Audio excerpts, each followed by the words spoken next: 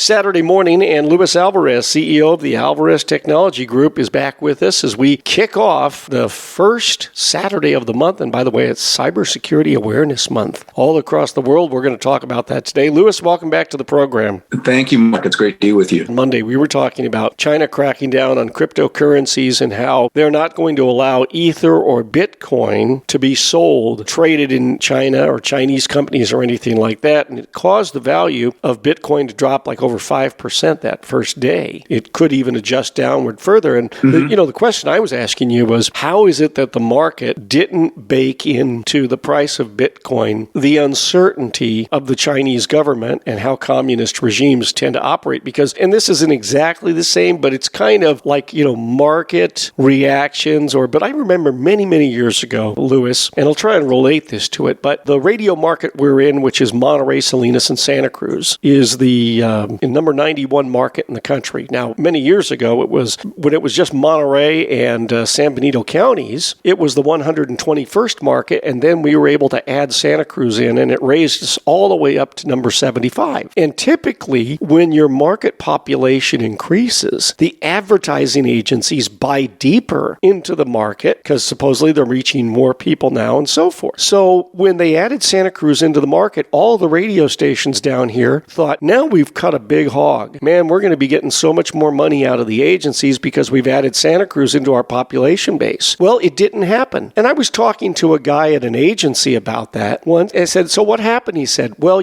we always factored in that people in Santa Cruz County listen to Monterey and Salinas radio stations. We knew it. So when you guys added Santa Cruz in officially, we figured we're already paying for Santa Cruz. We're not going to give you any more money because we know it's already there. So that market had already factored in. These were like really intelligent players in the market, and they had already factored that in. So that I know it's not exactly the same. It's kind of apples and oranges, but it's like when you're dealing with totalitarian regimes and you have to understand how they operate and their mindset, why on earth wouldn't you have discounted that business? Because you never know when it's going to disappear on you. If you got it there, it's great, but don't count on it. And so I was just a little bit surprised that it's had that kind of an effect on Bitcoin. Well, I think when it comes to big part of the issue is that it's attractive to a younger demographic that is willing to be engaged in riskier behavior and they're less sophisticated when it comes to investments. Those of us that have been investing for a while, most of us have 401ks that are managed by somebody else or an investment advisor that tells you what stocks and bonds to invest in. But this is retail, cryptocurrency investing is retail investing. You just buy it.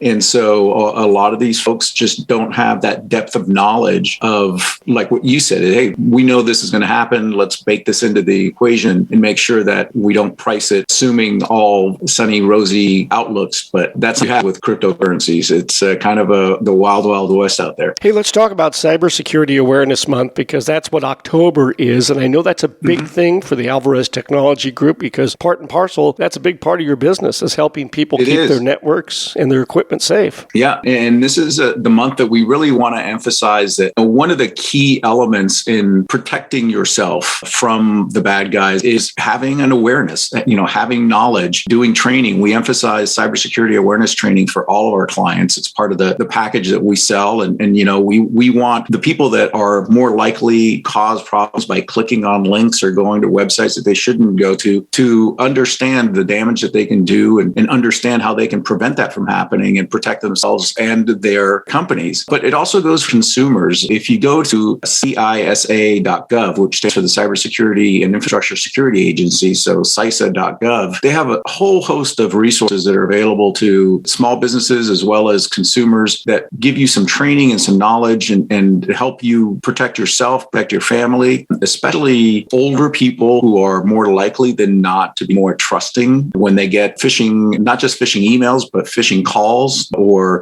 get contacted on social media to do things like send money to little Johnny that's stuck in Europe, even though they haven't talked to Johnny in years, that sort of stuff. So cybersecurity awareness isn't just for the workplace. It's for everybody all the time, unfortunately, because the bad guys, they're agnostic. They'll go after anybody who has money and they don't care who is. They work 24 hours a day, 7 days a week. They don't really take too much time off. By the way, there are 4 themes during Cybersecurity Awareness Month. For week number 1, it's Be Cyber Smart. Week number 2 is Fight the Fish. Week number 3 is Explore, Experience, and Share. And week number 4 is Cybersecurity First. And I guess we'll be talking about every one of those as we go through the month. Yep. This is going to be a lot of cybersecurity information and training for all of our listeners. And the other thing I notice is, and we want to touch on this for a moment, from cybersecurity intelligence, 90% of breaches are caused by human error. So a lot of times, yes, there are hackers out there that are looking for access points to get into your network or your computer and rob you blind. But at the same time, 90% of the reason why those guys are able to get in there and do this is because we, the end users, are making mistakes. Talk a little bit about some of the mistakes that people make. Well, I mentioned a couple, like clicking on links that they shouldn't, believing information that they should be suspicious about. But sometimes it's, not doing things like doing updates to your computer or to your smartphone. Apple released an update, a real critical update a couple of weeks ago. And I had a friend of mine tell me that, well, I'm not going to install it just yet because every time I install an update, it messes my phone up. And I'm like, dude, you have to install this update. This is a critical vulnerability that they're patching. So making those kind of decisions that put you at risk are really what cybersecurity awareness training is all about. It's like letting you understand that you can be safer. Yes, you can have firewalls and you can have antivirus software and you can have all sorts of protections. But if you push the wrong button or click the wrong link, you're going to cause a problem regardless of all those things. So it's important that people understand that they are the weakest link in that chain of cybersecurity. Right. And remember, the other thing is on social media, we talked about this last week. The big thing now with a lot of hackers is to hack into the account of, say, a Facebook friend of yours. And this happened to me this week. I received a Facebook message from a guy that I know in South Carolina, a really good friend of mine. And it was, you're not going to believe what I found on the web. Click here, right? That was the message he sent me. And I said, wait a minute, this doesn't sound like Bill. I mean, I knew it was a scam. And the other thing was, Bill doesn't do stuff like this. This isn't in Bill's wheelhouse. He doesn't send things out. But if I had clicked on that, it would have allowed a virus to get hold of my phone or my computer, whatever I was using at the moment, to access that. And so one of the ways that a lot of people are being victimized is they receive a message over a Facebook Messenger from a friend and they open it up. And I've actually told my Facebook friends, please do not ever send me any links on Messenger because I won't open them up, because I never know whether a link that you've sent me is legitimate or if it happens to be that somebody grabbed hold of your account and they're sending ransomware or malware out with it. So, and you can let your friends know this. You can send out a message on your Facebook account,